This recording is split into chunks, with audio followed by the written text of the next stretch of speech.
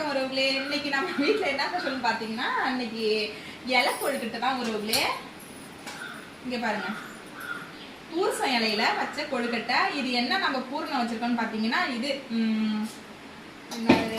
கடலைப்பருப்பு, அப்புறம் வந்து கடலைப்பருப்பு, தேங்காய் துருவல், அதுக்கப்புறம் வந்து வெல்லம், ஏலக்காய், இது மூணும் சேர்ந்து நல்லா பாவை நல்லா காசி அது கூட எல்லாமே வானல்லே போட்டு கிண்டி, அது நான் லாங் வீடியோ போடுன்னு நினைச்சேன், ஆனால் நான் எடுக்க மறந்துட்ட ஒருவர்களே. இங்கே பாருங்க, பூசலையில வச்சு கொழுக்கட்டை இலை கொழுக்கட்டை செஞ்சு சாப்பிட்டா செம்ம டேஸ்டா இருக்கும். இங்க பாருங்க, இது இன்னைக்கு கூட வந்து கொஞ்சம் செம்ம டேஸ்ட். வீட்டா உள்ள வெள்ளம்லாம் வச்சிருக்கோம் இல்லையா, செம்ம டேஸ்டா இருக்கு.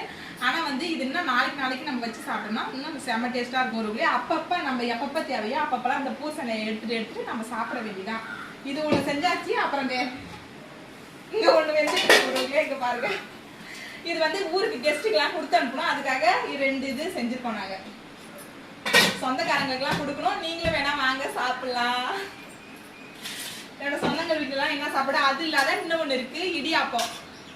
இது வந்து இந்த மாவு பெஞ்சோம் இல்லையா, அதை கொஞ்சம் மீந்துருந்தது, அதனால இடியாப்பம் மாதிரி செஞ்சுட்டேன். இதுல வந்து தேங்காய் துருவலும் சர்க்கரையும் போட்டு சாப்பிட்டா செம டேஸ்டா இருக்கும். அப்படி இல்லைன்னா தேங்காய் பால் செஞ்சு இதுல சாப்பிட்டா இடியாப்பத்துக்கு சூப்பரா இருக்கும். வாங்க சாப்பிடலாம். ஓகே, பாய்.